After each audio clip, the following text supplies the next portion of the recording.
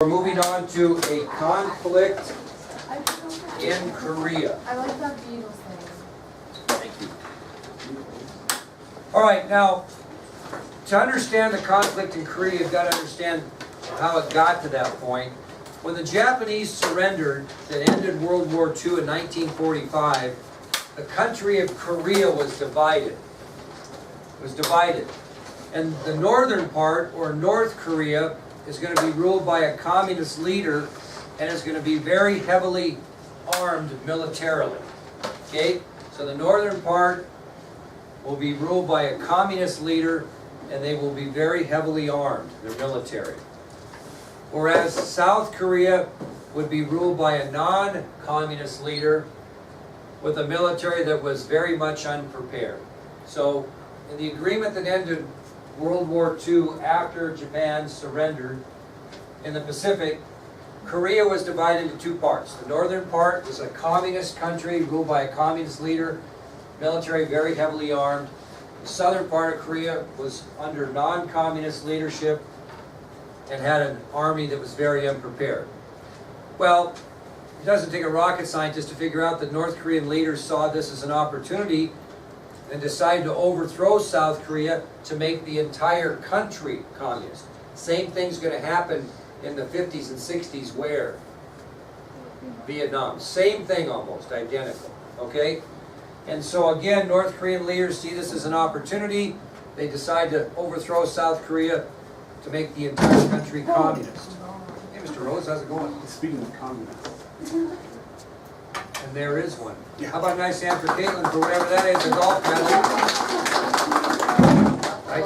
Enjoy your conversation. Yeah, so as a result of this, on June 25th of 1950, June 25th of 1950, North Korea invades South Korea. On June 25th, 1950, North Korea invades South Korea. Now, President Truman really was in shock that they would take this kind of aggressive action. And he was determined that South Korea would not fall to communist aggression. He did not want to see that. That's our MO all the time, has been forever. We're not going to watch countries drop to communism, especially at this time. So he was shocked, and he was determined that we could not allow this to happen. Well, what he did is he took his case directly to the United Nations. Instead of making it a United States issue, he took his concerns about this aggressive behavior on the part of North Korea to the United Nations. And it was pretty much perfect timing. Again, Truman using his head, because at this time in history, the Soviet Union, which also is a communist country, the biggest communist country, was boycotting the United Nations. They were boycotting. They are saying, we don't want to be a part of this. So the United Nations were in full support of Truman's thoughts because they did not like the communist aggression either. And the Soviet Union was in full support of what North Korea was doing. Full support. So again, at the time, the Soviet Union was boycotting the United Nations. The Soviet Union was in full support of the communist aggression by North Korea against South Korea. And because of the ill feelings between the United Nations and Russia, Truman's going to receive this support he needs from the United Nations to take care of this problem. So, we're going to have a war in Korea, but it's not going to be the United States war against Korea. It's going to be fought under UN command. So this is going to be a war, the United Nations against North Korea, not the United States against North Korea. So when you have the war fought under a UN command, it meant that many countries other than the United States were going to be involved in this war and would contribute supplies and troops to the effort. But in reality, who's going to provide most of it? The United States. Okay? So, again, the war in Korea is going to be fought under UN command, and this meant that many countries that were members of the United Nations would be contributing supplies and troops to the war effort. Now, actually, you cannot call the Korean War a war. It was not a war. It was a conflict. Why is that? Why don't we call it the Korean War? I guess we do call it that, but why is it not correct historically? Yeah, nobody declared war on, in order to have a declaration of war, who has to do that in the United States? Congress, okay? And there was never, that never happened. No country declared war on North Korea, okay? It was fought under a UN command. Therefore, it's really known in history as the Korean conflict. You really can't call it the Korean War because there was no formal declaration of war by anyone on anyone. Now, since the conflict was not considered officially a war, it's also going to be referred to as a police action. Police action, that these countries are going to go in and police this bad behavior by North Korea. So it's not a war, it's a conflict, and will be known in history as a police action. Okay? Okay, that'll take us to our next subtopic then, which is General Douglas MacArthur's brilliant strategy in Korea. Okay, we're going to turn to the old salty veteran, Douglas MacArthur, to lead United Nations troops into battle. Now this is where you're going to need your little map out. So everybody drive me nuts with your binders and pull out your map in front of you so you can see what we're talking about. Otherwise you won't have a very good idea. So pull out that beautiful colored map I just gave you yesterday, and I think I gave Taylor it today. And we're going to take a look at that. Okay, I'm going to borrow Cherith's here. Okay, what you have here are three countries in this map. You have in yellow China, in purple North Korea, and in kind of greenish or whatever you have South Korea. Now, prior to the start of this conflict, the South Korean army was in very bad shape, and it's going to be up to the United Nations to rescue them. Now, by September of 1950, South Korean forces had been pushed all the way back to the area of Busan, which was in the southeastern corner of Korea, right here. So, if you take a look at this, here's Busan. The North Koreans have pushed South Korea all the way back to there. They have basically gathered the entire country of South Korea except for this little area here. They've got them pushed all the way back to here by September of 1950. And General MacArthur is going to have to come up with a brilliant strategy and respond pretty quickly, or they're about out of territory to take. You see what I'm saying? Now, your first thought would be to try to battle your way out of here and push back. This is where MacArthur's strategy was different, because what he did in mid-September of 1950 is he staged what was known as a military end run in Korea. Instead of trying to push back from Busan, what did he do? By looking at his map. Look at this map, tell me what he did. He attacked inland, okay? In mid-September of 1950, he and his American military forces staged an amphibious attack at Incheon. And you can see from the arrow there where that is. So he went behind enemy lines and attacked rather than try to fight his way out of the corner. So in mid-September of 1950, General MacArthur and his American military forces staged an amphibious attack at Incheon. Incheon was well behind enemy lines in North Korea, and within weeks, his surprise end run attack weakened the North Korean army. He kind of hit him from behind. So instead of standing toe-to-toe, he snuck up behind him and hit him in the back of the head. Hard. Okay? He was so successful, by October 1st of 1950, the North Korean Communist Army was driven back north of the 38th parallel. Where's the 38th parallel on this map? Anybody see that? It is a little bit, but where generally is it located? What is the 38th parallel? Anybody know what that is? It's an imaginary line in the globe that divides latitude, right? And the 38th parallel was an imaginary line on the globe that actually, if you look at it, divides what? North and South Korea. So, in just a short period of time, MacArthur had almost drawn the North Koreans completely out of South Korea. They're at the 38th parallel. He's backed them up that far, in that short of a period of time. So by October 1st of 1950, the North Korean Communist Army was driven back north of the 38th parallel, which was an imaginary line on the globe that divided the two Koreas. Now, President Truman and MacArthur were just ecstatic about their successes. I mean, in a very short period of time, less than 30 days of fighting, United Nations forces had pushed North Korea completely out of South Korea. I mean, had we accomplished our goal? Did we kick butt and take names? We did. But you know what came into play that's going to be a disaster for us? Greed. Yep, the big word, greed. However, greed's going to result in disaster for the United Nations, which takes us to our next subtopic, which is China enters the Korean War. Who got a little greedy? China. No? MacArthur did.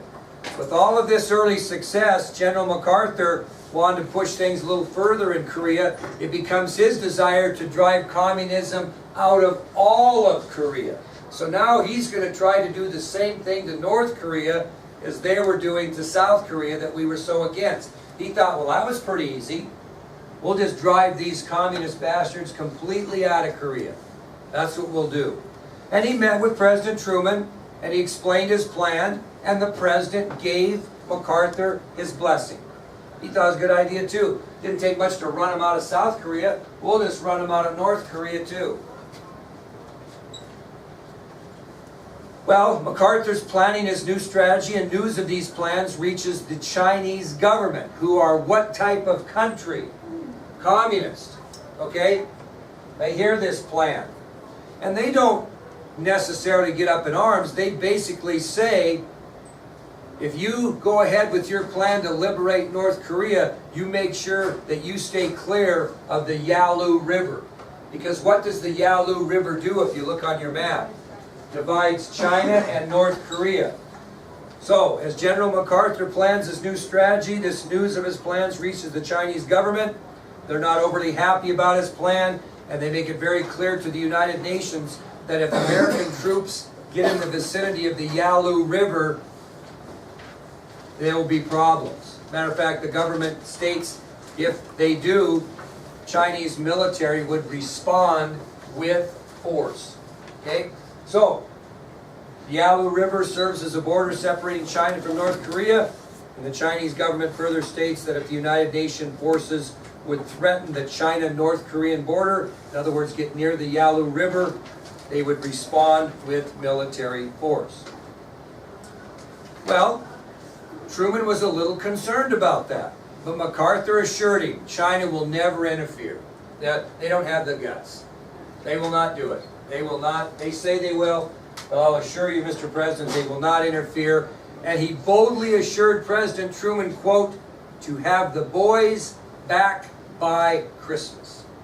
He was confident that he would have the American soldiers back at home, and this whole country of Korea would be liberated by Christmas. Remember, we're talking about Octoberish, right? So, despite the clear warning by the Chinese, General MacArthur assures President Truman that China would not interfere, and he boldly assures President Truman, quote, to have the boys home by Christmas. So, MacArthur continues his plan. He pushes through North Korea toward the Chinese border with great success. By November of 1950, his plan to free all of Korea from communism was very close. By November of 1950, MacArthur's plan to free all of Korea from communism was very close. But he got a little greedy, and UN troops eventually made contact with the Yalu River, violating the border between China and North Korea. When the United Nations troops made contact with the Yalu River and violated the border between China and North Korea, as promised, the Chinese military responded with 200,000 soldiers that attacked UN troops at the border. They sent 200,000 soldiers down and attacked UN troops at the border, causing incredibly large casualties for American troops and UN troops. So MacArthur was wrong in his prediction that China would not interfere. Once UN troops made contact with the border, 200,000 Chinese soldiers attacked troops at the border, causing many casualties. They didn't just attack, they continued their assault, and General MacArthur's forces were forced to retreat all the way back across the 38th parallel. All the way back across the 38th parallel.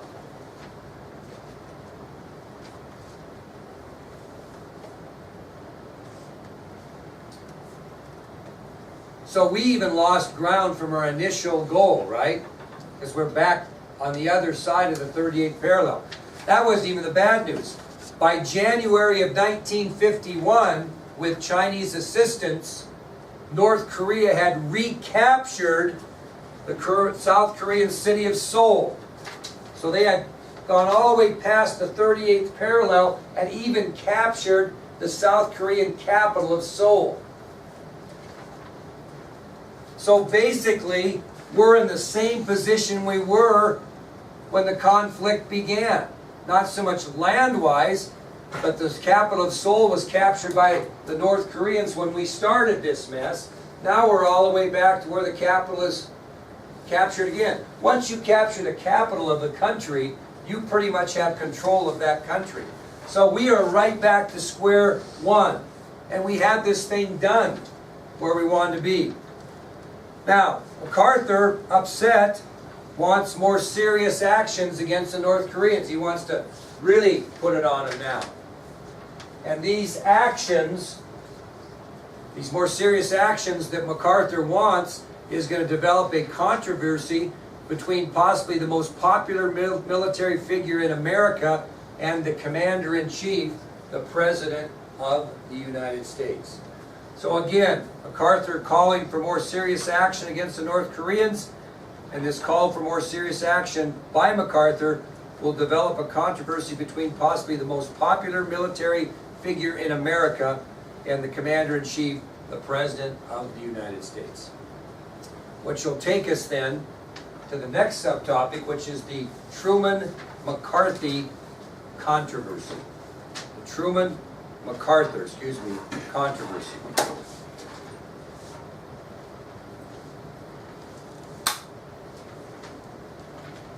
Well, these recent failures by the United Nations, and partially because MacArthur didn't listen to reason, is going to give him an entirely new philosophy concerning running communism out of Korea. He has not lost his focus. That's what he wants to do. And to do that, he wants the American President, Harry Truman, to commit massive American forces to win a decisive victory over Korea, period. He wants Truman to commit hundreds of thousands of men to Korea to kick butt and take names. And he tells the president, I believe in a total victory over North Korea, and he stated publicly, there is no substitute for victory. No negotiation, no nothing. He wasn't even satisfied with running the North Koreans out of South Korea. At this point, when he said no substitute for victory, no substitute for running communism all the way out of Korea. They ticked him off, right? They pushed him back. They punched him in the nose a few times, and now he wants to get back at him. Now, Truman believes that MacArthur's asking too much, but he really believes he's gone off the deep end when MacArthur states, if these troops don't get her done, we need to drop the atomic bomb on Korea. He made that really clear. So in addition to committing massive troops to the effort, General MacArthur also believed in the use of the atomic bomb if necessary to achieve that total victory in Korea. So MacArthur got a little bit angry, and he almost got revengeful, didn't he? I mean, he's going to, by God, we're going to show him. and he told the president, I need massive troops committed, and if that doesn't work, we're going to drop the atomic bomb on Korea as well. Well, Truman just couldn't agree with that. He thought that was nuts, okay? And so he wouldn't commit the use of atomic weapons. He stated that, well, all that's going to do is result in what? World War III. No question it would have. Well, MacArthur gets upset, and he decides to return back to the United States, and he's going to go out and campaign for his cause. He's going to go over the president's head and go out on speaking tours and talk with the media and tell him what needs to be done.